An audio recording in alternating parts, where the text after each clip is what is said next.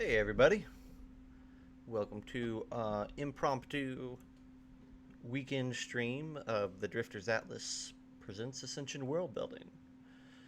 Welcome to the channel. My name is Zach. I'm host B, we'll say, and Thomas, host A, is to my left. I don't know about host A, but Atheros, good to see you in the chat already. We appreciate you popping by. So late, especially. super late. Yep. We weren't sure if we were going to make it tonight, but last minute it worked out. So we're happy for whoever can make it, and if it's just a small group, that's all right too. What are we? Yeah, I want to. Before we start off, I want to do some announcements. Yeah, let's do it.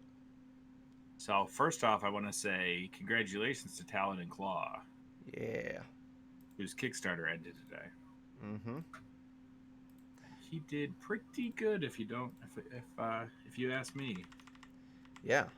Like Pulling 20. it up Was right it like now. 28,000? I'm pulling it up right now, but it was quite a bit. I know he was planning. He talked to us, and he was planning on 5,000. And his campaign 28 272. Mm-hmm. So only almost 6 times his max. Yeah. Yeah. Good for him. Good for him. Yeah. There's So there's another one ending tomorrow that I'll go ahead and hype to whoever's out there. I'll hype it to you, Thomas. If I think I already have a little bit, but Heist of the Mad King's Jewel yeah, is on I'm there. part of that. Yep, yep. It ends tomorrow. It's an adventure book that's going to be a heist book and very reasonably priced. Cool company. They're out of Serbia, and I'm happy for them. So there's two really great Kickstarters ending in the same 24-hour period. So good for them. Yeah, I don't know if I want. I think I'm gonna switch my pledge up to the physical copy Mm-hmm. because it's an extra $2, and if I don't want the physical copy, I'll just support them with my $2. Absolutely. Yeah. We're not necessarily here to hype Kickstarters all the time, but both of those are really great. And both of them are independent um, people, not big companies, trying to make something exciting, and we like that. So And honestly, oh, it's no longer an option. Now I feel like I need it. that's Oh how it yeah, it is. works. I did it wrong. I clicked on it wrong. It's the right one. Changed. I have switched to a physical copy. Beautiful. And you know I'm going to get the Beautiful. hardback. Absolutely. Uh, Another thing we can hype a little bit is we know who our guests are going to be for the next 2 weeks here on the Drifters Atlas. That So, we do. yep. So we got a fun slate for this week and next on Tuesdays. I like Heist 2, Atheros. They're my favorite adventure types to run. Um, my players always have a lot of fun. I love the tension. I love the strategy that the players have to employ at the beginning. We should really consider like putting our heads together and making a fun heist for the Drifters Atlas. I think that would be fun at some point. Ooh. Um, but anyhow, We got to talk to Jonathan. Jonathan's the one in the big city. yeah. Or we make it something else. You know, It's true. we can make another one. We got time. Do whatever we want. um, but no, we're gonna have two players from Dungeon hopping on over the next 2 weeks to guest here. You haven't met either one of them yet. They haven't been guests yet.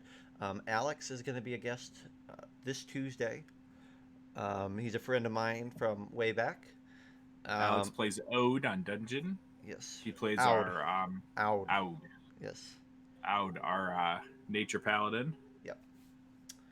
He's gonna be fun. Alex is a world builder. He's a lore writer. So he's gonna fit right in. And then we're having Erica come on in a couple weeks.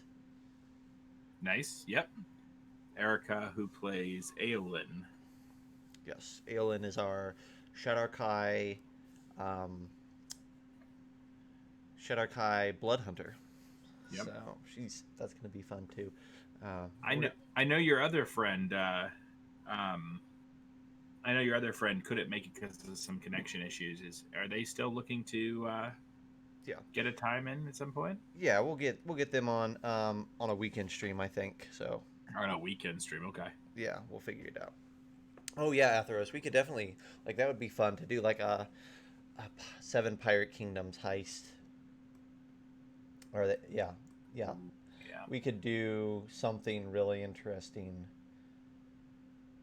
So I think there could be a really fun heist opportunity in Stormtide Union because you have to go underneath the ocean, Oh and there yeah. could be, I'm sure there's some like very hard to get to places there.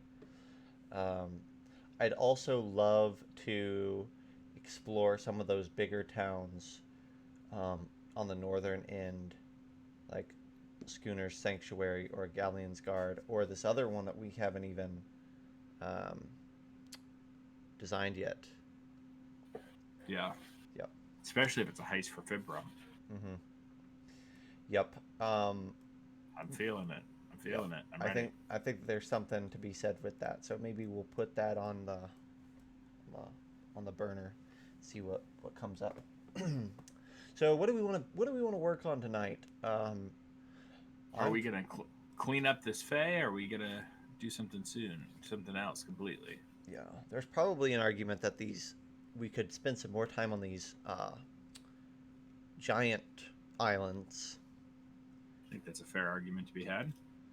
It's up to you, Atheros, or if you want to have input in where we dive in, you can call some shots tonight. Nice.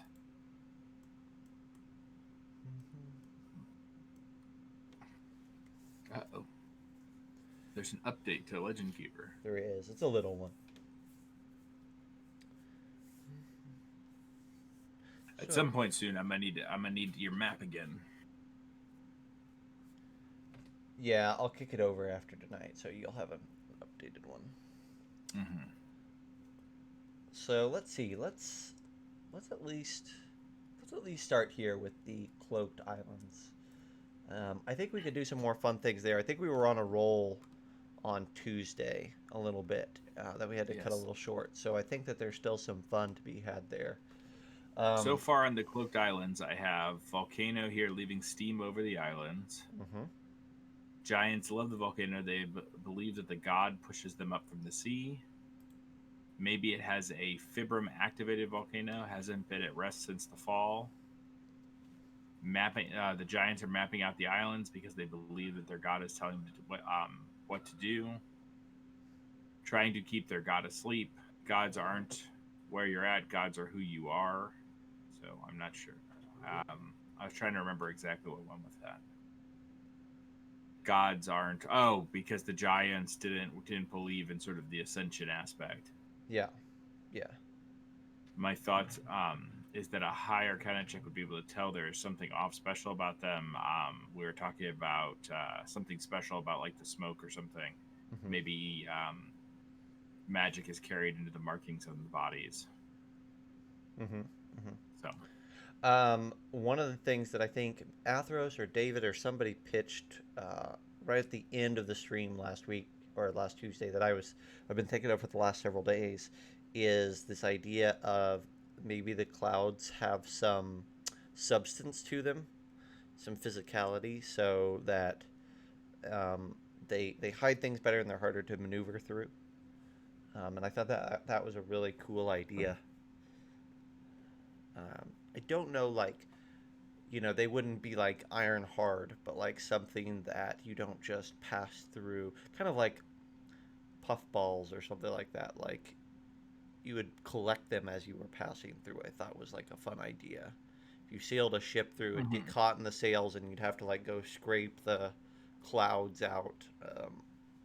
Like that's kind of a interesting concept. It's also a way for them to collect. Uh, yeah, there's a way for them. It's a way for you to collect the clouds, then gather them, and then distill it for the um, skin markings. Yeah, like Atheros was saying, you collect the clouds, pull them in, maybe dilute them or boil them down or something to where you distill them to just the like remnant fibrum ink and then you use that for the tattoos.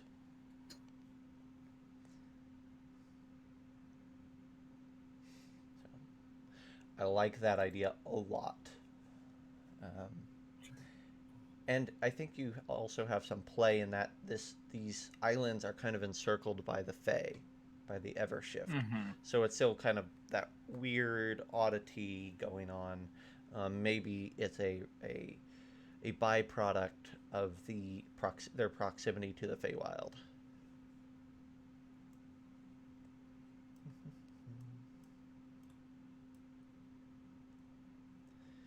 What? No, I think you're absolutely right that that's a possibility. Mm-hmm. I was gonna set up a little thing here, but we'll get to that later. Instead of evolve ashes for the markets.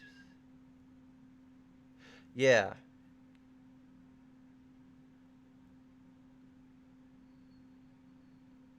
So I think that's cool. Do you think that the clouds are from the volcano Atheros, or are they something else? Um, are are the clouds ash clouds, or are they steam clouds, or combinations of the two?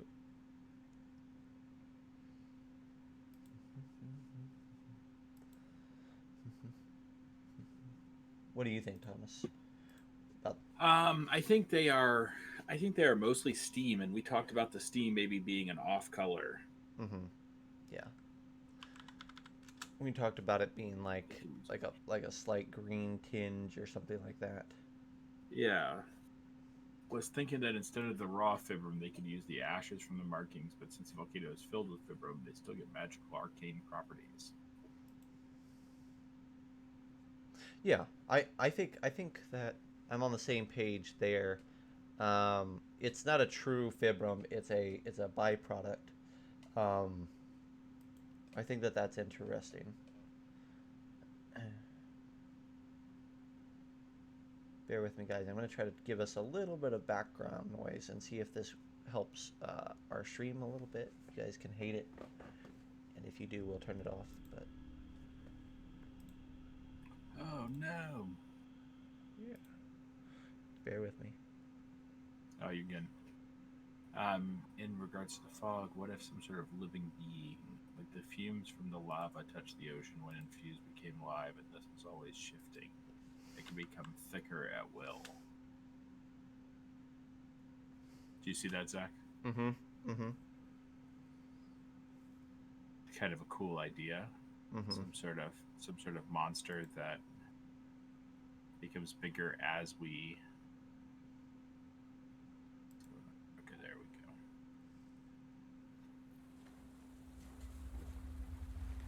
If this volcano is growing in the area, I guess the big question right now is that while the steam is important, I guess the big question right now is what connection do these giants have with the Fae? Hmm. Because that's where what we really need to answer, right? Is what's going on with them out here in the water? Yeah. Are they coming in contact with the Fae often? Are people staying out of this water because these giants are sailing around? Is that why no one has found a sort of entrance into Ruindal's Ascent? You know, Eberron has this cool idea that there's such a thing as a living spell, right? Hmm. Um, and so there's definitely like a precedent. I don't think that the clouds are a living spell, but they could be living living creature, living magic affected by the fibrum. Yeah. Oh, that's cool.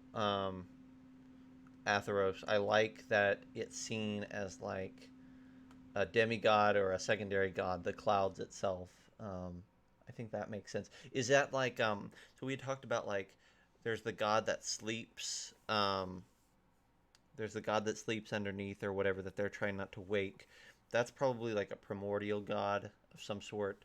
This Fibrum creature cloud is probably created from Fibrum, of course. So it's probably like the new religion of the giants, right? We talked a little bit about that last week, I think. Yes. Yes, it would have to be from the new religion Mm-hmm. of the giants, in my opinion. Mm-hmm. Because if it wasn't, then it'd be old gods, and old gods are gone. Yeah. Yeah. That's cool. We'll do a little bit. Okay, cool. I think that's interesting. It's not probably not really a deity. It's probably more like an elemental titan or something like that. Ooh, you just said the words right there. Elemental Titan sounds fantastic. Um, uh, or behemoth or whatever. Um, exactly. Um, giant ships are definitely in play as well. Atheros. I think that we want them to be this seafaring race that kind of darts in and around. They probably don't have like. I mean, we can toss it around. I was initially going to say they don't have like galleons, but they could, and that would be awesome. Like a giant galleon would just dominate the sea. Be like the Titanic compared to other smaller vessels. That'd be I really just cool. picture I just picture them on like Viking ships, and but they only fit like two of them, and they're just rowing these giant ships. They just requisition like Viking ships from other races and Yeah, turn they them into just canoes. yes, it's like you and I. It would be like you and I sitting in a canoe or a dinghy, and they're sitting on the deck of this thing, or standing on the deck of this thing with like foot paddles. Is do you want the giants to be, so that's the question mark, right? You want them to be a simple race or an advanced race? Um, I can swing either way. There's something to Yeah, be said, like Atheros, you're talking about. We're talking as you talk about the gods, and they talk about well, their god is sleeping, and it's the volcano, and then this other god is the clouds. There's some argument to be made that this is maybe the thoughts of a more simplistic, primitive species. But we could twist things a little bit if we wanted to there as well. yeah. I love the idea of a race that is like adequate, and a race that it's not just hey smash things eat food, Mm-hmm. but at the same time like if you have them building ships to transport, I mean that the sea is only It's not huge. like 100 miles in any direction. Mm-hmm. I mean it's 100 mile football. What if the ocean's running?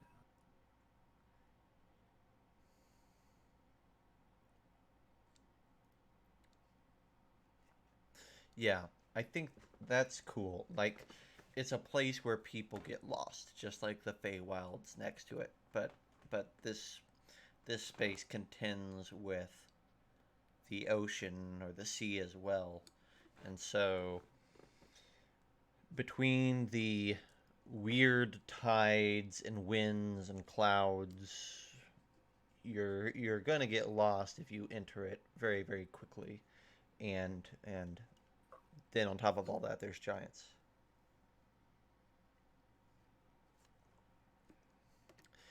Yeah, I like the idea because we've had this idea that the Evershift is kind of this place that um,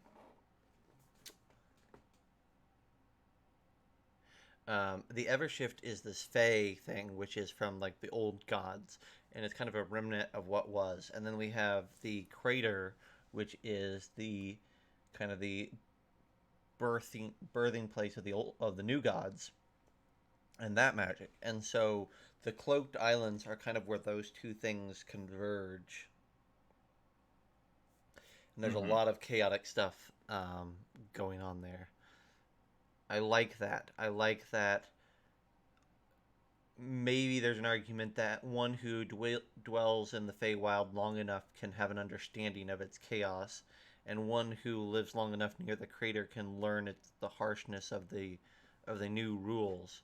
But where those two things collide, it's almost indiscernible. Well, we talked about the giants coming into the errant crossing. Mm-hmm. What if the giants are coming into the errant crossing to stop whatever this magic is that's sort of changing their. Why are these giants coming into the errant crossing? I guess the question is. Um, Because if they're seafaring race, it doesn't make sense. They'd just be like, okay, here we are. it's one of those things where I think initially I thought was that they might be raiders, like Mm-hmm. Viking sort of style, and they go kind of raid the coastlines of the Evershift for resources and then take it back. Okay. Atheros, are you kind of feeling like you either need to have the living fog or the shifting ocean, but not both? Um, because I'm fine with one or both or yeah, one or both. I like both of those ideas. What we don't want to do is that if anything, if a player gets in here, we don't want it too hard for a DM to control what's going on at the time. That's my only concern. Hmm. If there's rules for the what's going on from the crater and what's going on from the Evershift, um, it's hard to try to, I guess, bring both of those rules if you end up on a boat in this area. Yeah. Maybe, or it Yeah. might not be. Yeah. I We just have to make sure that it's doable. Right. I like I like where you're at, Atheros. I think that that's the right play. Um, the ocean and the Evershift are remnants of the old gods, and the volcano and the fog are consequences of the Fibrum, i.e., the new gods. Um, I think that that's maybe the other side effect, right? Is that this fog is new, right? It's new for the giants as well. So maybe it's making their life more difficult, and they're looking at maybe relocating because the chaos is difficult for them to exist in as well. Hmm. What? I think that. So I know we have talked about what happens after Motherlode moving forward. Mm-hmm. That first section.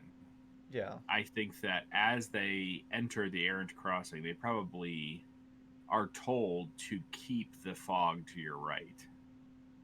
Does that sound right? Yeah, probably. They keep the fog to your east. Mm-hmm. Mm-hmm.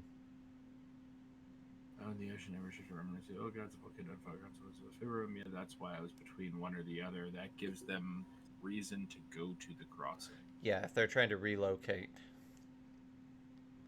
if they're trying to establish a new colony isn't the right word, a new kingdom, a new region, and they're probably going to explore or try to make it the one close by first and foremost. For sure. I think that's to me that's kind of cool that like, hey, we were living there, now we're not, or we still are, but it's not it's not easy anymore. It's our way of life isn't available or accessible in the same way that it was before. You can't just island hop and do like net fishing and things like that maybe they've been used to doing. because if you take a boat out on the waters, between the tides and the clouds, you're going to get lost very, very quickly, and maybe weeks before you can find your way back to your home island.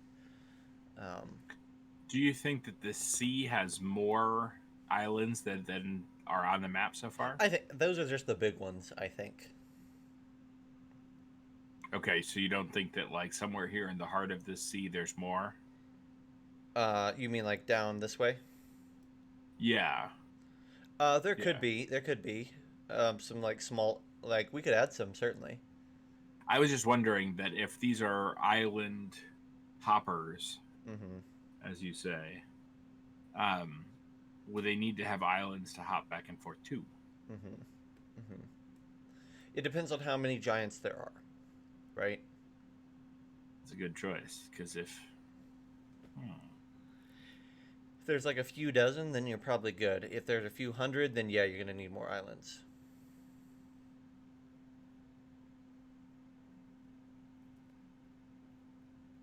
Yeah, that's another good point though. Atheros is like if the volcano or the ocean or something is their deity, why would they leave it? And maybe that's that split that we were talking about, where like some of the giants are diehard. We're gonna stay here. This is our place. This is where our god sleeps. Doesn't matter that there's clouds here now that cause chaos. Our place is here. And there's some giants that are like, no, screw that. We're gonna go.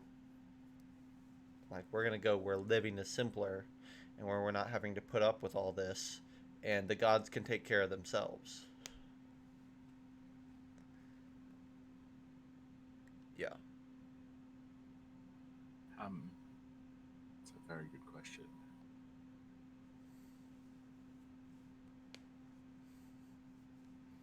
So these giants are. So let's just break it down. The giants are living on these islands. We think that they have access to boats, Mm-hmm. and sporadically they invade either the Errant Crossing the um, or the Evershift to Well, take. and once upon a time, they would have raided the Narthex crater as well before it was a crater. Like they would have raided that Yes, section. that island or that part of the continent for Mm-hmm. sure. But now, I mean, we're talking hundreds of years that they haven't raided that island True, but yeah, there or that could be area there could be giants still alive that remember that though. for sure, Yeah, for sure. yeah. So it's one of these things where their world is getting smaller, right? Like they lost all that raidable area with the crater. Filigree is not that far away, and it's expanding. Now the clouds are rolling in and making things difficult. Their kingdom is shrinking to the point where perhaps expansion is the only way that they're going to survive. Is maybe something that they're at least a group of them is considering. Yeah, just to span to bigger islands, or are they trying to carve out a piece of the Evershift? Yeah.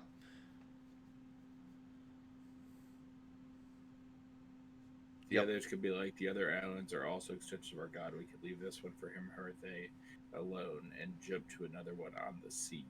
Yeah. Yeah. So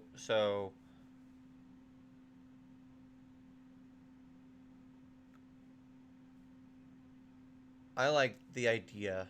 I feel confident in the idea that this is really fragmented giant society. And there may not Mm-hmm. there may be even more than two trains of thought here. There may be some giants that are like, we're gonna head for the coast and we're gonna try to set up something there. There may be some that say, no, this is the god testing us. We're supposed to show our resolve and draw closer to the volcano and yada yada yada.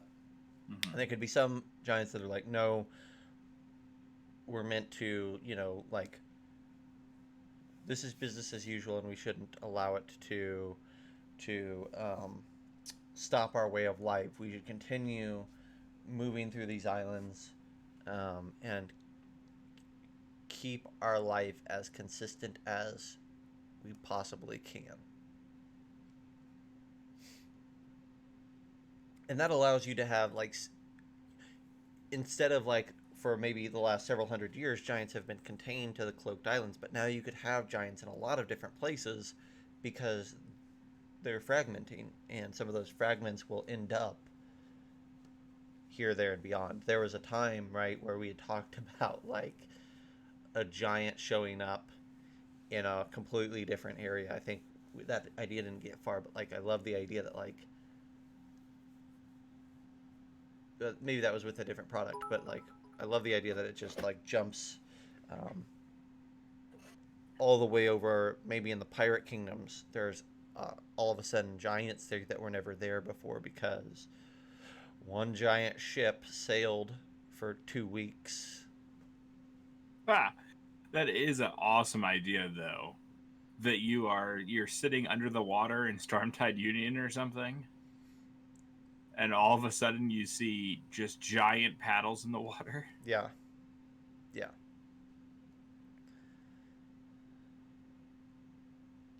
Ooh, I haven't seen that show, Atheros. I hear that it's really good. I've seen bits and pieces, but um,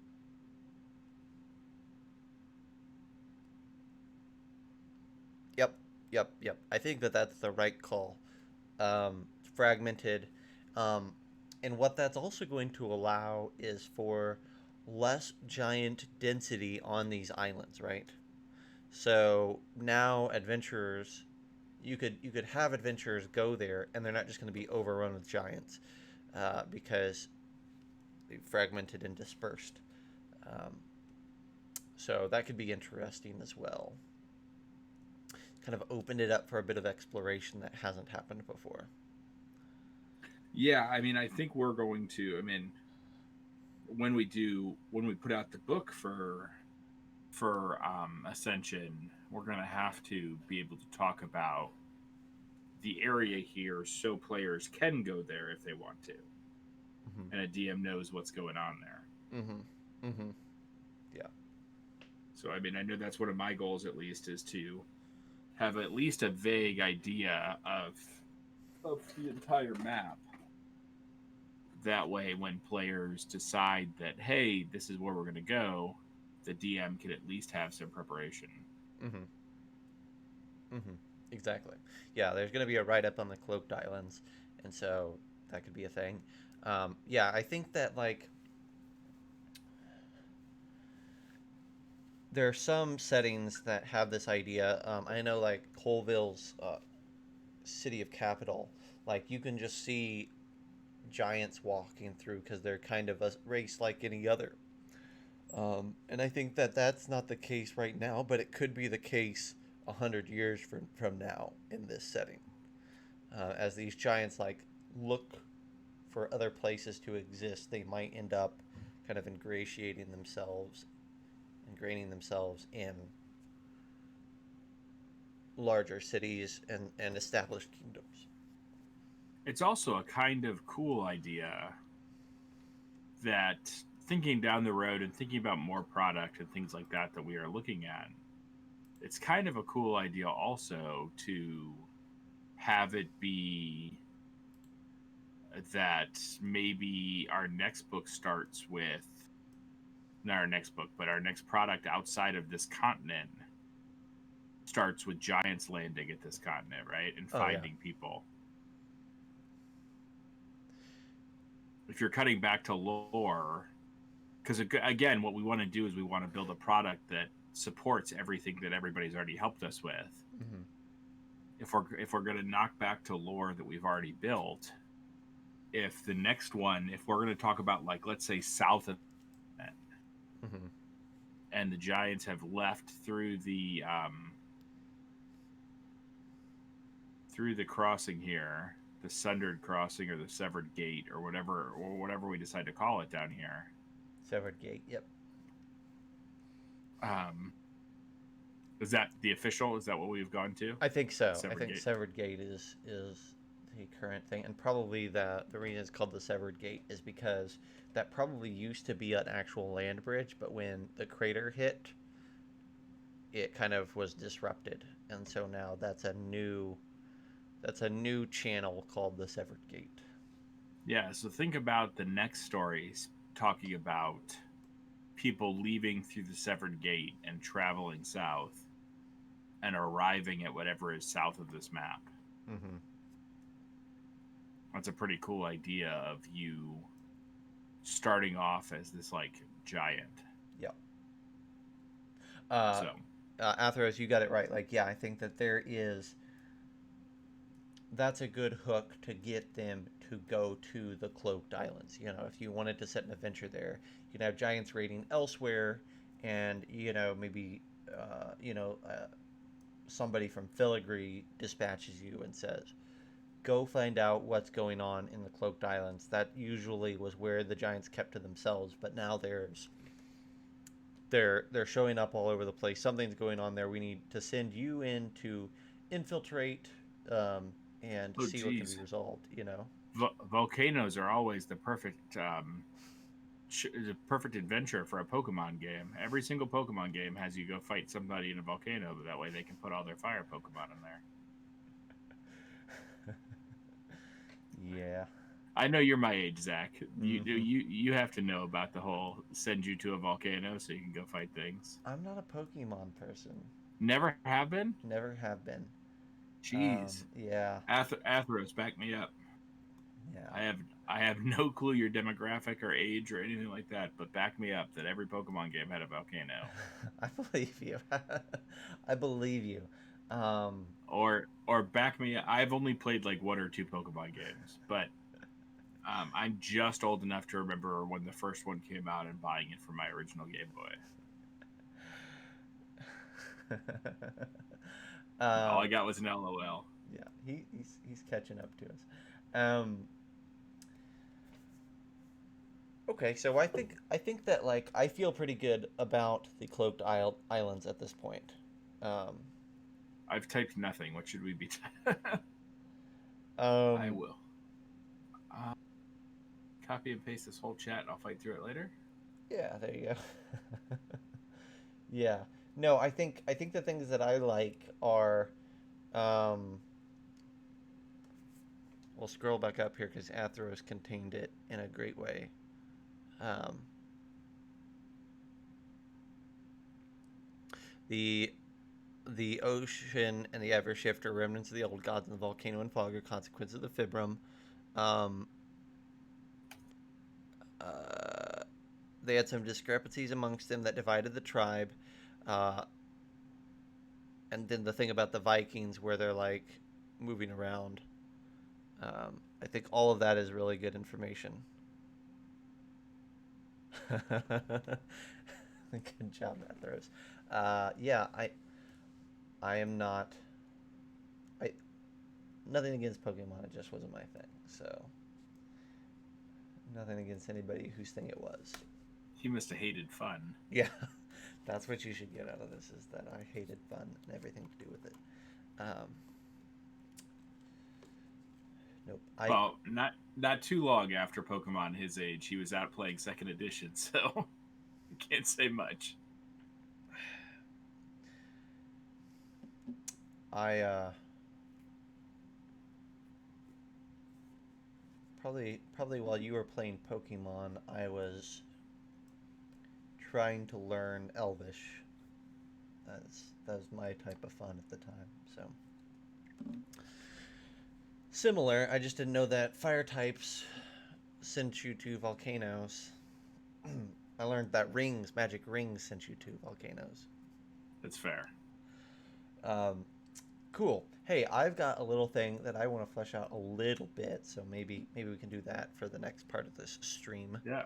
Um, I've got a town over here that needs some detail around it. Whistle. Whistle is a place that I only have a little paragraph around, and I thought maybe it would help us to have a little bit more than a paragraph on this project. So here, I'll give you the what we got so far, and then we can come up with more. Yeah, I missed all of the like Um, so like CCG or like uh, I don't even know what to put all of those into, but like TCG. yeah, I was saying like That CCG, like collectible card game gotcha. companies, or like any of the like battle arena games that or cartoons or animes that came out around that sort of aspect, right? I brushed against like even like Power Rangers, just lightly brushed against that. So most of that is a strange world to me, but I'm learning because I have a 7-year old son who is super into all that stuff. Let's see. Okay, so here we go. Whistle. The nomadic tent city of Whistle maneuvers throughout the plains south of the Northern Crown. The Northern Crown is this mountain range. Um, Hmm. Following weather patterns and the directives of the bestial herds that dot the grasslands. Originally an Ether city, Ether is the air genasi kind of people. Hmm. Originally an Ether city, its inclination towards the natural elements has made it a desirable home for wandering elves as well. Whistle is the beating heart of several druidic orders and is home to numerous followers of the fallen primordial deities. So we know that there's druids here. We know that there's elves and air genasi called Ether here. It's a nomadic tent city that follows weather patterns and the herds of creatures that wander this plane. How far are they following? How far do they nomad? How far do So they know? right Just use nomad as a verb. yeah, how far do they nomad? Um, so right now I have all of this area open. It probably won't last, but that's kind of why I wanted to talk about the city is to see how much of a space we want to give them. Um, I, like to me, they probably travel a huge area, um, but that's up to us tonight. I thought the way I thought is that the ether, when I designed the ether, I thought that the ether were Genasi who sort of traveled the entire map. Mm-hmm. They And traveled the entire continent. there's probably ether that do absolutely right. Um, and maybe all of them do, and maybe this is not an either city, but I was trying to give, so the context is I'm trying to give a place that a new player could say I am from here when I play an either, right? Agreed, and I think that there's got to be those that travel far and wide, and there's definitely those that are not fit to travel far and wide anymore. Right. Right. So, and there's young and there's everything else too, just like you would have Mm-hmm. in every society. Yeah. And I think It's real.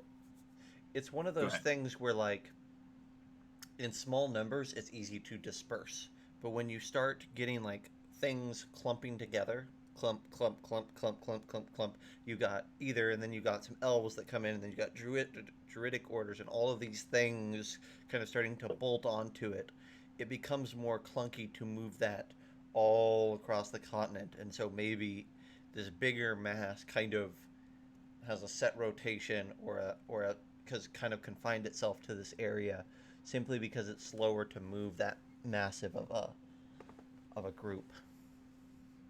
Yeah, it probably moves all the way from over time. This is, of course, all the way from almost filigree to the lumber camps and back, right? Mm-hmm. Under the mountains. I can't see the name of them. It's not on my map yet. Let me zoom out here for you. Yeah, zoom in either on the Wonder Draft for me. Sure, sure. Zoom in. Where would you like to zoom in there? On I just what are the name of the mountain range that they're N- underneath? Northern Crown. The Northern Crown. Gotcha. And what's this one here in the center? What's the name This one that's in here. red? That's the Yep. Dark Mantle Gorge, which is where the tieflings have come into the Gotcha. world. So the world is somewhat technological, right? I imagine there could be some huge wood carts, like some sort of caravans, that could hold a family inside while traveling, and the tents are per family. By the description you gave, that's what popped into my head. So Oregon Traily. Well, more like you know, like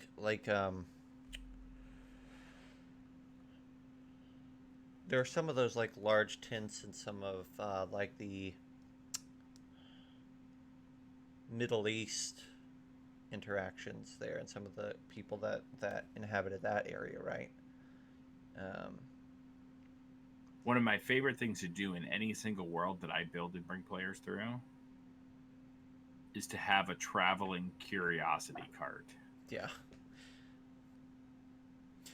You talked about it in your podcast, Zach.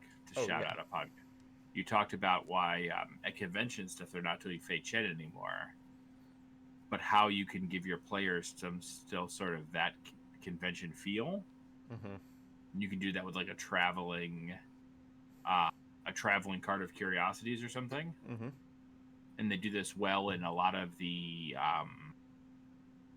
Faerun books. Especially one of the ones that I've read recently again is the R.A. Salvatore Faerun books when somebody shows up into town and has a cart full of cool stuff. Mm-hmm. Or in the beginning of Aragon when the people end up in town um, and they're telling stories and doing magic and all of that kind of thing. And in my head, you could sort of see uh, the sort of what you would consider scatterbrained in today's climate, scatterbrained Revis sort of bringing in somebody and showing them these kind of things as they travel back and forth. In my head, at least. Yeah. Yeah. Hmm. So if they're traveling from, let's say, Filigree and then back all the way to Tribune, or even as far down as Revel's Rest or something, Mm-hmm. they're sort of following back and forth when the time makes sense. Mm-hmm. Or to this other city up here at the end of the mountain range. It may also be that certain kingdoms probably aren't going to be excited about a huge collection of people entering their domain, right? So it may be a thing where they're contained because of their size by the forces around them. Yeah, I'm looking at pictures just because I wanted to make sure I was thinking of the right thing, but Arabian tents are exactly what I'm kind of imagining um, imagining this tent city is composed of. And yeah, I think that they do have like big carts and things that they can haul around, beasts of burden. There's probably some like really cool, unique uh, transportation beasts tied to these people. Like if you go there, there's probably this. Um, What about some of those creatures that I've talked about from the Errant Crossing? yeah, yeah, yeah. Some of those sort of like rhino-looking creatures, or a hodag. Yeah, the rhino creatures. That sounds great. Yeah, yeah, exactly, Athros. Yeah, like I love the idea that like some of them will hold a city, like a family, but some of them were like monstrous and would hold like an extended family or something to that extent. So maybe they travel for like a week and then set up a semi-permanent city and then break it all down 6 months later and travel again, or Yeah, like I think that it's probably dictated based on like shamans or some sort of like sorcerers, somebody that like watches the weather and the beasts of the plains and is like now's our time. It's probably designed a lot around the seasons. It's kind of cool. Oh, it should be burst out. Yeah. Especially Zach's reaction to the Yeah. Hodag conversation. Yeah. Um, Always the best choice. there's those creatures. Well, I'm gonna drop Lord of the Rings in here again. There's those creatures that transport Grom in the Return of the King. Um, I'll post a picture if we can, if I can find one real quick. Um, uh, that I'm thinking of would be like really, really fit the bill for what I'm imagining.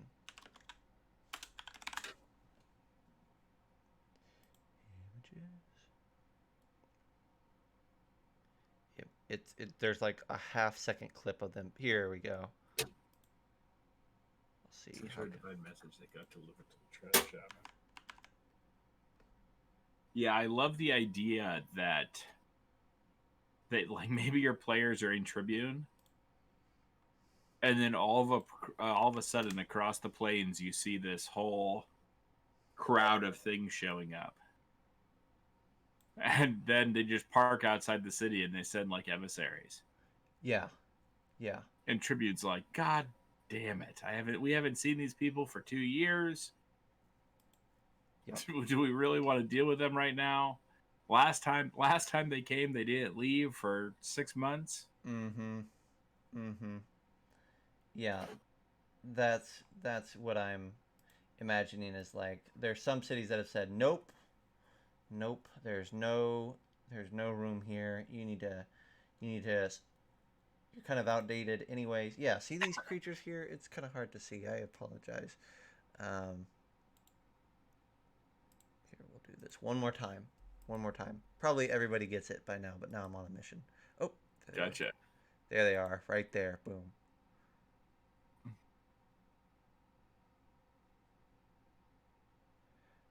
You just need if it wasn't up there by the cold, you just need the elephants that the Oliphants. Carried. Yeah. Yeah. Yes. That would actually be really okay. Timeout. Hang on. Let's serious question. Is that cool? Yeah, the bison-looking ones. Athros. Yes, yes. The ones that pull the big battering ram to Minas Tirith, I think are cool. But now that you mention it, some Oliphants would be killer for this setup, right? Yeah. The elephants that carry anything are freaking killer for any setup. Yeah. But like that would be really awesome. And like so their towers, right? So their city's towers are going to be the Oliphants with like the palaces built on top of them, right? Yeah. And then they could haul things too. Oh my gosh, that would be so derivative probably, but probably cool enough that I don't care. Oh my gosh. I love the idea that like it's not just elephants. I just linked it in the chat. Perfect.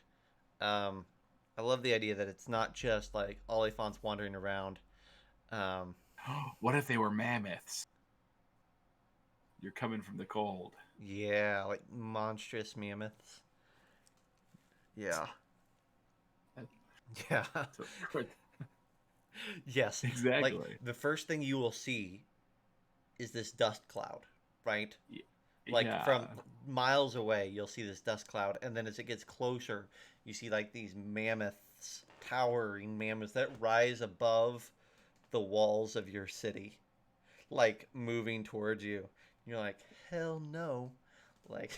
Yeah, but they're literally like those cousins that don't get the hint, so they just set their stuff down outside of town in a plane somewhere, and just like make home. The city's probably like the city officials hate this because they don't get the business, right? But for like the locals, the citizens are like, this is awesome. This is fantastic. Yeah. Oliphants hauling a big ass tribe. I'm in for it. Yeah. Yeah. I am too. Yeah. I need to find an Oliphant that I'm legally allowed to sell 3D printed. Mm-hmm. Because if that's not part of our if that is part of our world but not part of our Patreon, I don't know I'm gonna break down. Reaper has a new one tied to the recent Kickstarter that's coming out in February, being released in February. That's like a giant woolly mammoth, and it stands a good Yeah. 8 or 10 inches tall. So Is that this guy? My standing one? no, no, no, no, a real mammoth. I like a real mammoth. Yeah, yeah, yeah. Like not a anthropomorphic, but Gotcha. like one that you will put a mini on. Oh, really? Yeah. Like the Dragon Heist one that came in the blind box? Mm-hmm. Only like huge, huge, huge, like the size of your head. Gotcha. Yep. It's gonna be great. But yeah, this is this is what I wanted out of Whistle. I wanted something that's like really cool and you couldn't have any other way. So I'm gonna start dotting this landscape with some tents here real quick. I think that is our answer though, right? That's got to be our answer is a mammoth pulling a whole city around. Mm-hmm. Yeah, I think so. I think so. Like all of our citizens are in like small carts and things, but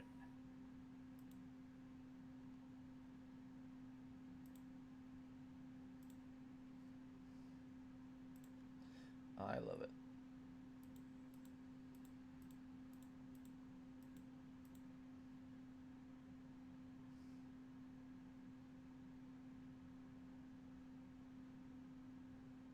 So cool. So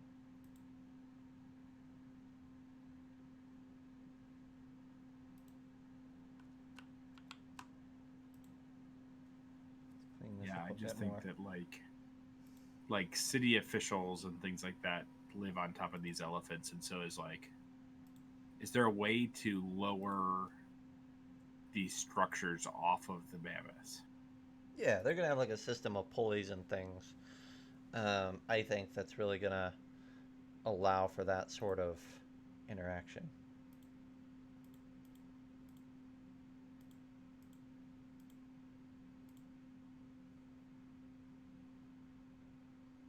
It's gonna be a thing that is not difficult to set up and take down on nearly a moment's notice. There, whistle, boom, cool.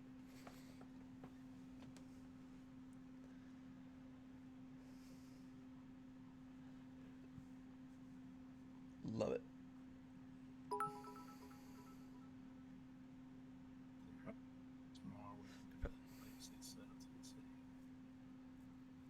Yeah, Yeah, yeah, or I even think that like horses drawn carts are fine too, but their city is pulled by these giant mammoths. yeah, yeah. Oh my gosh, I want to visit Whistle so bad with a party. They would. I know my parties. My players would go nuts for this sort of a city. The best part is that I mean you and I just sort of basically allowed somebody to make a an adventure here, right? I mean basically that's what we talked about this week. Mm-hmm. Is Potentially. hiring somebody to Yep. write this part of the world, Mm-hmm. We'll see how it which is goes, what but. which is where we were going to sort of Mm-hmm. let the DM do it. We decided that it would do Yep. to sort of encapsulate so our book has levels 1 all the way through 15. Yeah. So it sounds like we will have Whistle be part of that area, I'd assume, Mm-hmm. I would say so. or at least be a option. If not, you and I will be writing about Whistle more for DMs One to way or put another. wherever they want. Yeah. Yeah. Awesome. Okay. Very good.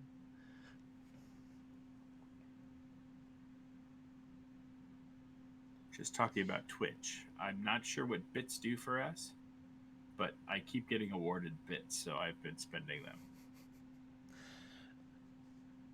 They're a form of currency. Yes. Meal and I have no. keel makes the structure it's in back lifted, moved to a side, and then lowered to the ground. If they... Yeah, I'll have to do some reading on that, but that sounds cool, Atheros. I also thought about having two mammoths that didn't have anything on their back except for they like strung between them two sets of like steel poles, and they sort of walk to either side of the mammoth that has something on it and sort of lower it down in between. Mm-hmm.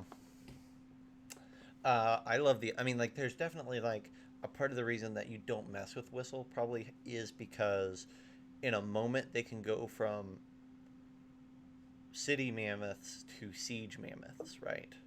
Um, like Yeah, these, it's not. They have the means to defend themselves and to turn this into a mobile army just as soon as it is a mobile city. Um, Yeah, I love the idea that like you're traveling on a mammoth and like you've got other mammoths moving as part of the encounter or adventure, and you're trying to defend the area from something that's flying, maybe like dragons or something, and or drakes or um, something crazy, and so it's you like fighting on this mammoth and then having to like swing over to another one and fight on that one.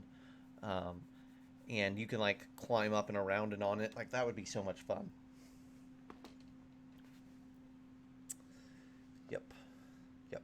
Maybe they're trying to like make it to a city to like hopefully the city would help them with some added defenses against a dragon or a flying creature, and so it's like on the move defend the city. Be cool. yeah, I can't imagine what like warlocks would do from the top of a mammoth. Just waves of Eldritch Blast. Mm-hmm. Mm-hmm. Exactly. I also love the idea that like there's somebody on the top of these mammoths that can cast some sort of like dimension door for you to walk down to the battlefield. Mm-hmm. Mm-hmm. It's a portal. Like they just open Yeah, a portal. That'd be sweet. Yeah. like they're ready to be they're not going to get stuck up here and caught off guard. Yeah, I need some like really big elephant icons now so that I can accurately showcase why this is cool, but Wonder Draft doesn't have that, so we'll just have to do it when we make an official map. A more official interpretation of this map. Let's say elephants go here, or mammoths go here. That's awesome.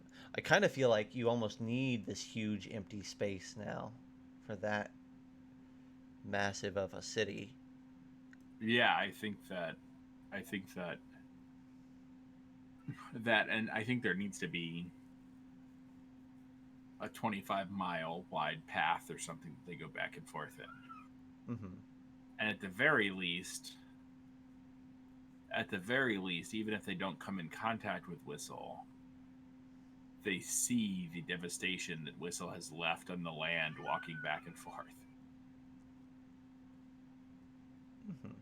But Yeah. by devastation, I mean just like paths. It looks Yeah. like a highway is beaten into the ground. Yeah. Yeah. Yeah.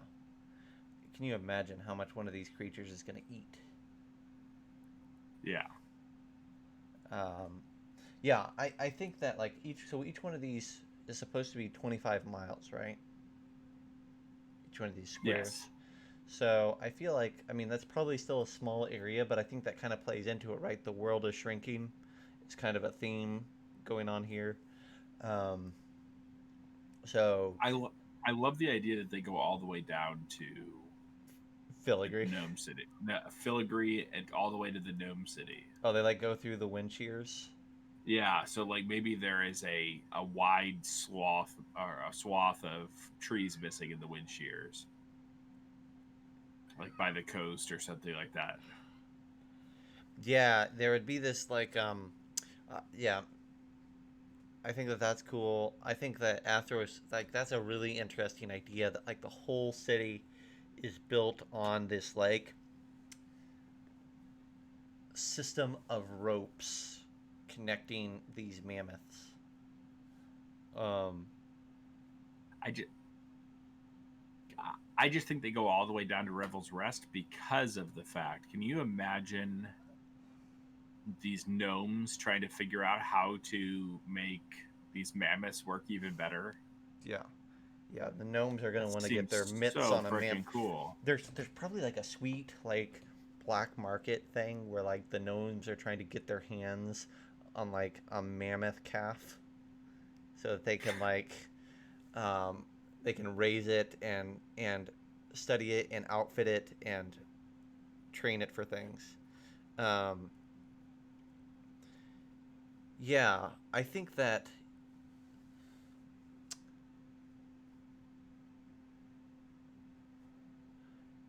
I'm trying to think. There's probably like several different ways that this city can be outfitted, right? Like if you're gonna go big, why not go big?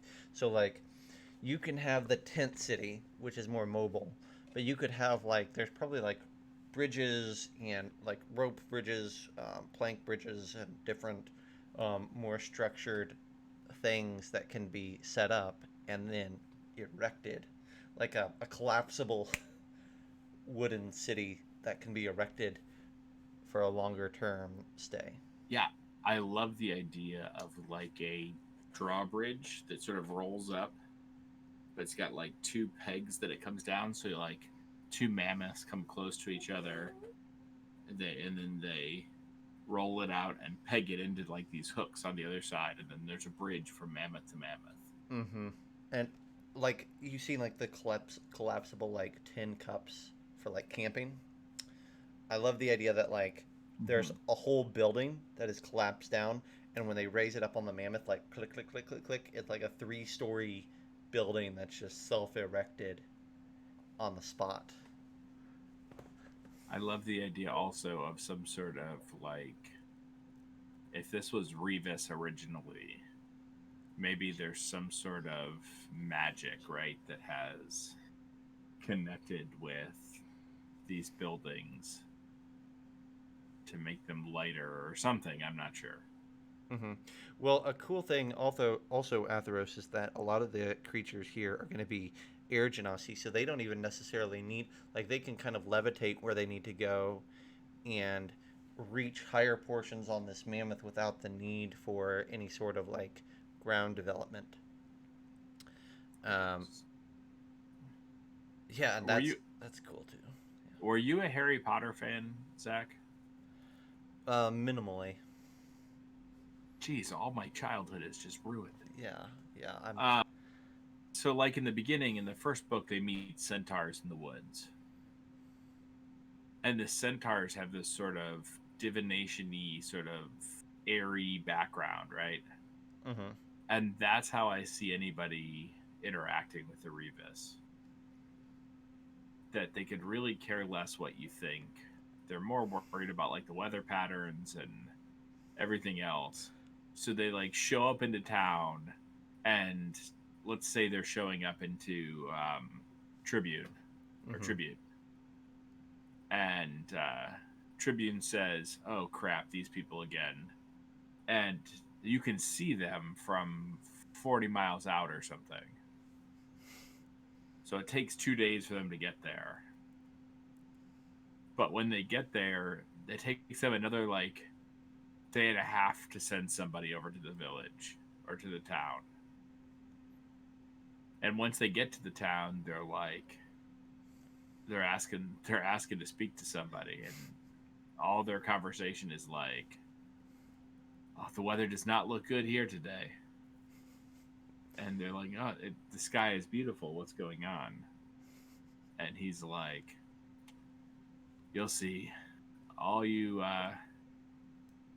my head's stuck in the clouds while all yours is stuck on land," or something like that. And people are just so pissed off that they have to deal with this person. And then 2 weeks later, the biggest storm comes through. mm-hmm. Yeah. I like the idea that like I think it's 100% like they're on their own clocks. They're on their own Yeah. way of doing things. And I love what Athros is saying. Like, if you have Genasi and Druids as a big part of this, then you can use earth, rocks, plants, all these different things to like solidify a structure quickly with the powers of the people involved. Like, because Druids again are going to be a big part of this town, so they have all sorts of sweet, sweet spells that'll help um, create a support structure around the city. And there's probably like a sweet desert druid subclass to be built that kind of is more that earthy, like dust and whatever, Hmm. and that's kind of designed for this nomadic city.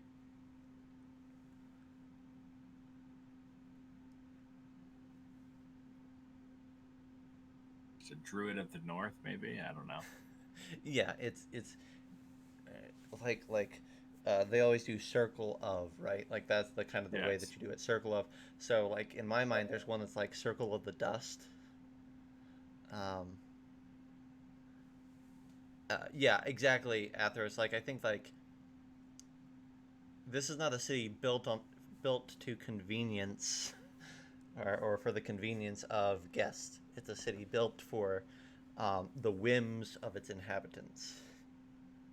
Yeah, and I think that probably they send like a wagon into the city with wares and stuff to trade for food and things like that. To some extent, And but that, I love the idea that also like they just set up like a bazaar outside the city, right? uh, yeah, And it's like, come check it out. Like or they don't, or don't. We don't or care. don't we don't care. Yeah, like we welcome you to take part in it, but if you don't, we'll just go somewhere else. And that's If probably the other frustrating thing that the other kingdoms have to deal with is this huge group of people that's not only nomadic but also has no motivations that they can relate to. yeah, it's like 500 plus miles Yeah. I think that's right though, right? from You want it to be huge. Filigree to Revel's Rest. Yeah. Yeah. Yeah. Oh my gosh, that is so cool. Mhm. Mhm. And Well, now, so there's also a play here, right, for flying mounts. Like I feel like that would be a really fun. Now maybe we move the because that's something that D&D hasn't quite like WoW has a huge leap on D&D as far as flying mounts are concerned, right? Like they understand that you want that and they're going to be there and supply it for you. D&D hasn't quite gotten on board in the same way. Maybe there is either Whistle or Dark Mantle Gorge with the Tieflings have a have are basically renowned for their they're capacity to raising. supply you with like mounted infantry, mounted cavalry, winged Well, cavalry. Yeah. my guess would not be Whistle for that. Hmm. Because to, not saying that they couldn't have some, but to have a place where they train these flying mounds Well, it's going would to be be hard. their nest would be on the tops of the mammoths. Can you imagine like a mammoth with like an eerie like perched on its head, like this massive, massive mammoth? That would be so cool. No, but I am willing to spend every dollar on my bank account to have a mini made of that. Fair. I need to get a hold. I need to get a hold of the person that does our design work and be like, I've got an idea for you. Yes. You can build an entire month around your subscription around this. Yes. Mammoths and griffins. Mm-hmm. Those two things don't go together, Tom. Yes, they do. Just wait. Yes. Griffins, like giant eagles, all sorts of things would be fun too. Like Pegasi. Um, Even like chimeras would be fun to have as like a mounted option. Oh, that's yep. That's cool, Atheros. I love that. I'm sold on that. That is super cool. It's kind I of need like to the start it's writing all this stuff down. it is like a sweeter version of like the Hanging Gardens, right? Like it literally is Hanging Gardens. Yeah, giant eagles as a mount. Yep, that's how I imagine. It maybe it's just that Whistle has traded with. You know what would be okay? So let me pitch to you this.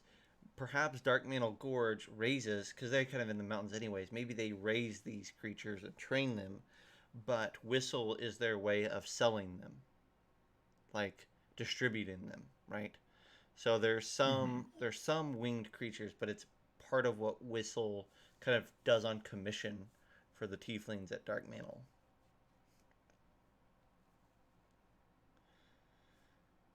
I think, yeah, I think the trip for them every time around consists from Filigree to Dark Mantle to They're gonna go over here to to Tribune.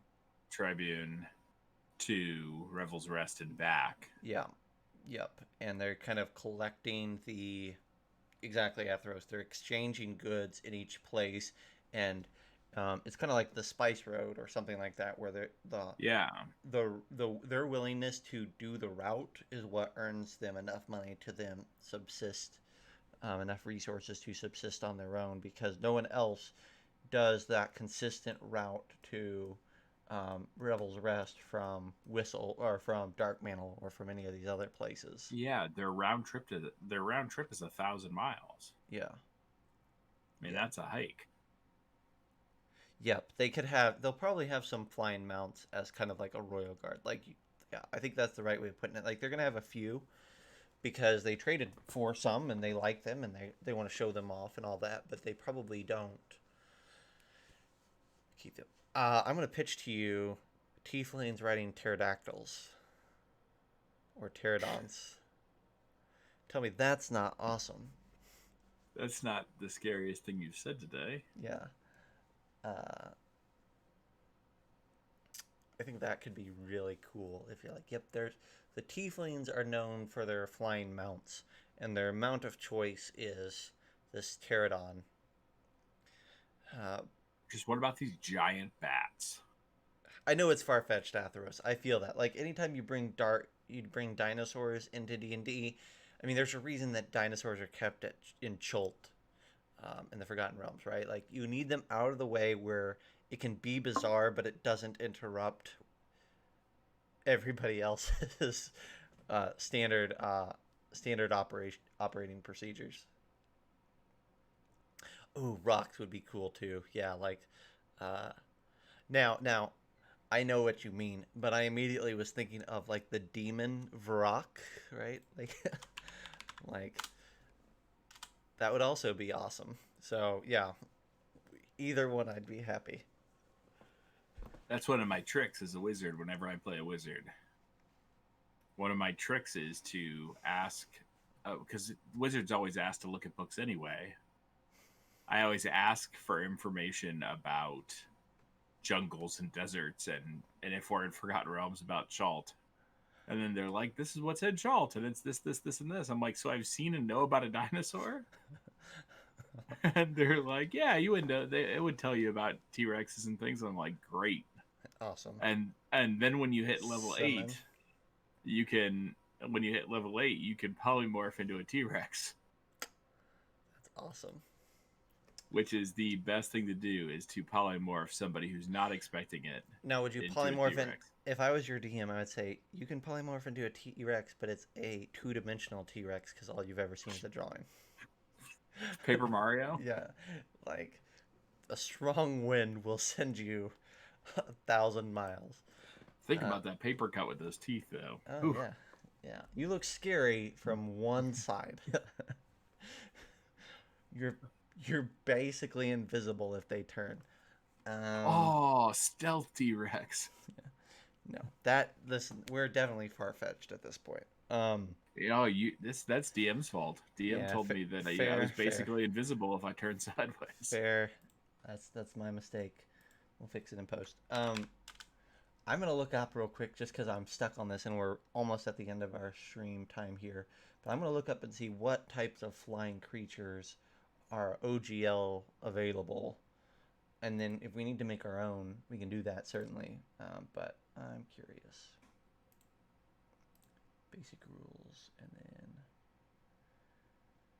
Yeah, see, Atheros, that is the trick. The trick is to force your DM to tell you about a T-Rex. whenever you see one. Yep. Or play Tomb of Annihilation. Those are the two options. My party of adventurers playing Storm King's Thunder ended up in Chult last week, and they are dead set on finding a T-Rex. They probably will. So they can change into one? No, I think they love Jurassic Park. they wanna That's fair. They wanna have that music They swell. They are awesome, Atheros. My as I said, I was doing the stream for Jasper's Game Day with Talon and Claw from Anthony from Talon and Claw, and I was a sorcerer. I was a chaos sorcerer, and I am a wild magic sorcerer. For that is, I polymorphed our barbarian into a T-Rex in a small shop, and he just munched through everything. It was super fun. So I'm not one that likes to derail a story, but I do love to cause some chaos. So creatures that can fly. I'll just toss you out some ideas here. Obviously the rock, which Atheros mentioned. Air elementals, which are cool, but I would argue that you can't actually ride one. Andra Sphinxes, which is cool but pretty smart. Bone Devils, same thing. Chimeras, we've already talked about. Cloakers could be really cool. Ooh, yeah. Cloakers could be a really fun way of, because they have that You're basically a stealth bomber. Yep, exactly. They have that moan feature, which frightens creatures, so you like fly over and give that cloaker moan. Oh, that'd be awesome. They have damage transfer. Griffins, Gynosphinxes, hippogriffs, obviously, would be a cool. Talk about Harry Potter. There you go. True. Manticores would be awesome. I'm kind of skipping most of the demons because I think they're probably too smart. Nightmares would be rad. Nightmares and Pegasus together would be awesome. Just in the same spot? Yeah, like why not have like it just be two different breeds? Then there's Vrox. I think Wyverns, yeah. Quaddles would be cool. They're kind of more specialty, but that's maybe there's an argument there. I can't remember what a quaddle looks like. A quaddle looks like a flying snake. Yes. Okay. Yep. But they're large. No, they're only medium sized. So, wyverns. It's also a city in Iran. Is what? Quaddle. I searched it on Google to take a look before you told me.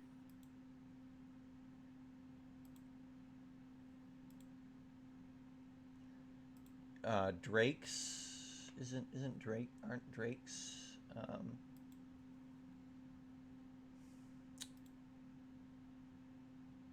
too large, huge filter. See what D&D says what dragons are available there. Wyverns are the only thing. I think drakes are the non-winged. Shed sands from its wings. That's cool. I don't want dragons, honestly. Yeah, I don't want them to fly dragons. No, I agree. Yeah. Even if they were... Wyverns, I think, are probably cool Yeah, I'm fine with that. because they're kind of like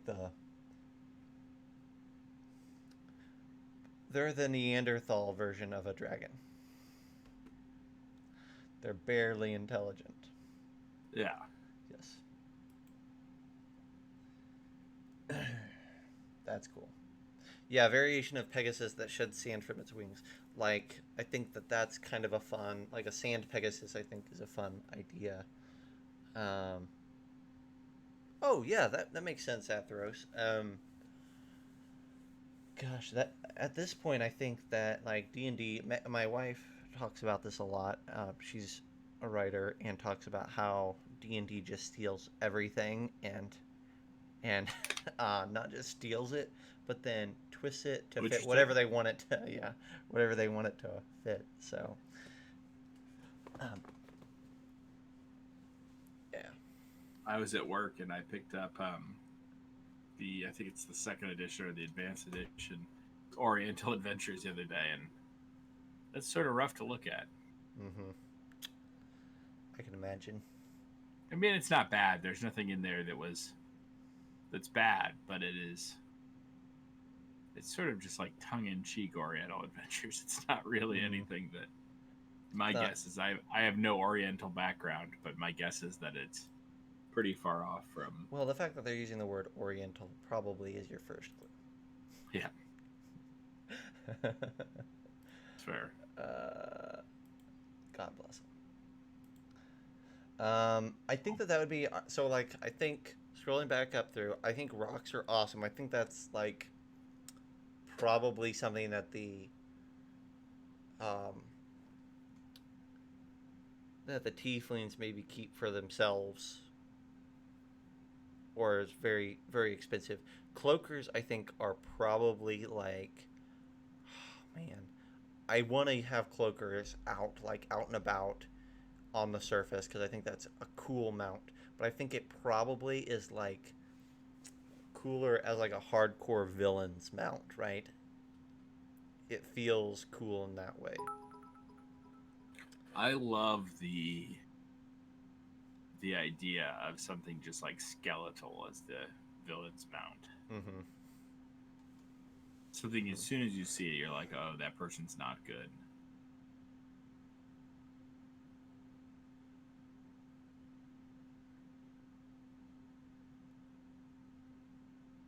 Hmm. Yeah, I'm not familiar, Atheros, but I would love like I love unique settings, and I love settings that are based around cultures that are different I than disagree. than Western Western USA night reconnaissance. That's also true, right? Like because they got a lot of abilities that way. Um, I could see that 100%. Um, that's interesting. Wyverns, I think, are a must. I'm still kind of kicking around Pegasus and Nightmares because I love the idea that, like, imagine to kind of help with a little bit more of that Arabian feel if, like, they have Nightmare and Pegasus mounts. Is Um, that sort of an Arabian feel? well, I mean, in the sense that it's horses. Gotcha. In the sense that it's horses. Is Pegasus a horse? Oh, it's a winged horse, Yeah, right? it's a winged horse. Yeah, yeah, yeah. Nightmares and Pegasus are kind of opposite ends of the spectrum, right? But that's why I think it would be fun to have them together.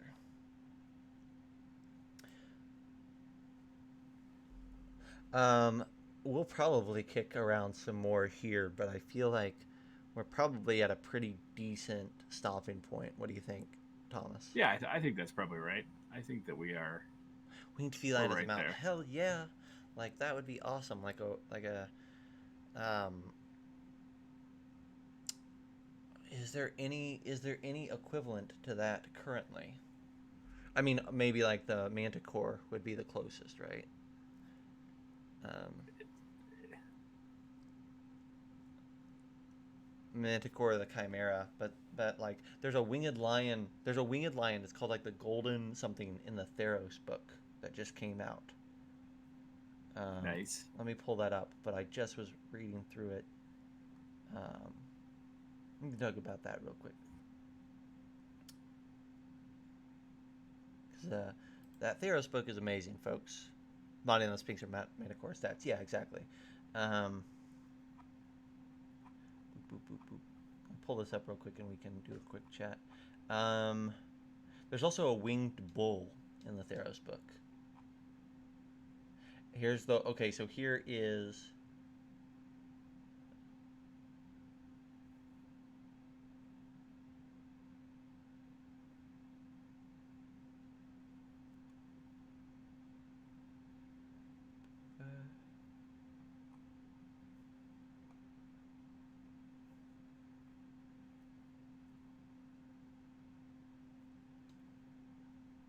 So winged bull, winged lion are both options for the from the Theros book. Both of them are large celestial creatures that can be used as mounts, and they're basically just bulls and lions with wings. But there's also a a creature called the Theron Chimera, which has a lion with ram's horns on it, a unicorn head, and an eagle head, which is awesome. Um, Yeah, that's kind of cool. yeah, yeah.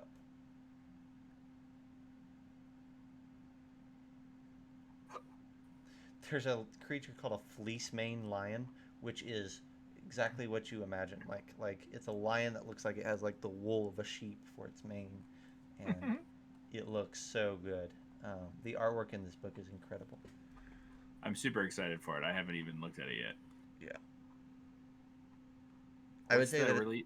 What's the release date for hardcover? July something. Yeah, I knew it was July. I was just trying to figure out what. Yeah, easily hands down, I would say the best bestiary you've had since like Mordenkainen's. Like it, way better than anything in like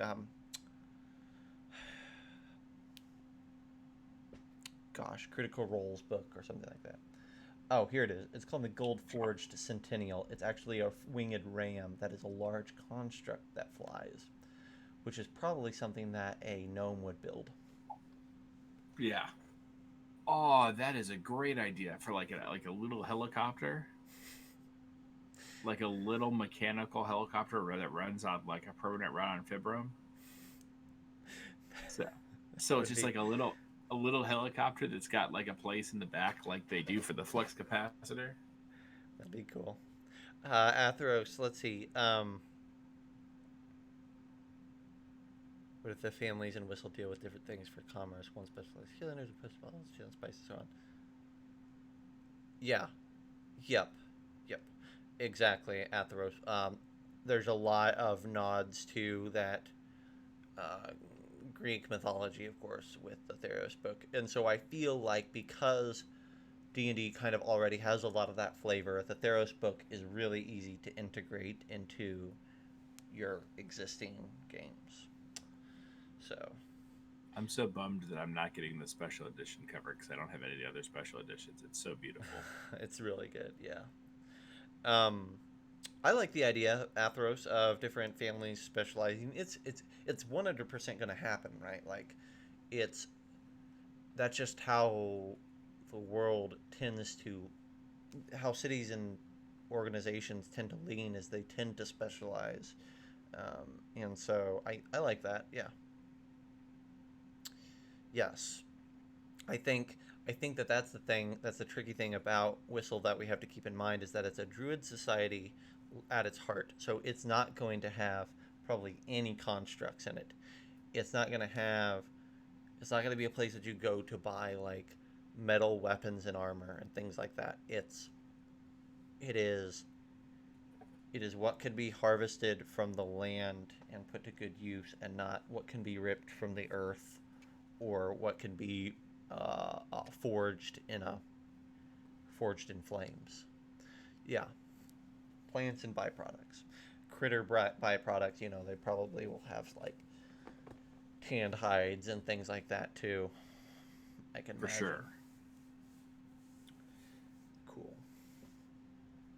For sure, yeah, they would definitely have uh, animal bones and probably like ivory too from these mammoths. What could be grown on a mammoth? Yeah, there's so many things. And when a mammoth dies, think about like the process of harvesting and and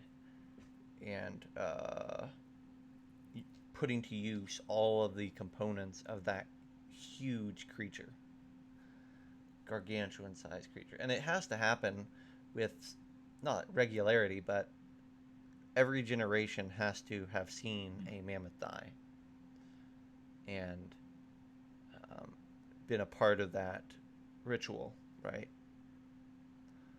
Um, there's probably like a period where like a mammoth gets to a certain age and it gets old enough that they pull it from active duty and replace it with a younger one. And so there's like these older mammoths that are kind of the venerated creatures that they don't want doing labor at this point, but because of the risk of them falling ill or something. But um, that could be interesting. And then yeah, exactly like they'll collect ivory from the shedding of tusks and they'll have a ton of it. So it'd be cool to have like ivory armor, which is going to be like super expensive anywhere else, but like the guard of Mm-hmm. the the force from Whistle has it in good supply. Pretty sweet. All right, well, I think that should be that. We built Whistle, or at least we started building Whistle, and we worked, kind of finished out an idea for the giant islands. So that's, I think, a pretty good evening. Um, Yeah, I think that's really good. I mean, we've been running for a while now, so yep. Definitely come by again on Tuesday and play, build some more worlds with us and Alex. It's going to be a really fun time having somebody brand new to the channel. We can show them kind of what we've gotten going on and uh, get some brand new ideas flowing in. And we kind of got a couple other people in the works, so there's going to be a steady supply of new people over the next several weeks, I think. So it'll be yeah, fun. the only two people we've doubled up on are Catherine and David, right? Yep. So awesome. Yep. All right, Atheros, thank you for hopping in at this late hour and helping us finish out these things. Um, we really appreciate you hanging out with us. So we'll see you on Tuesday. Thanks, man. Have a good night.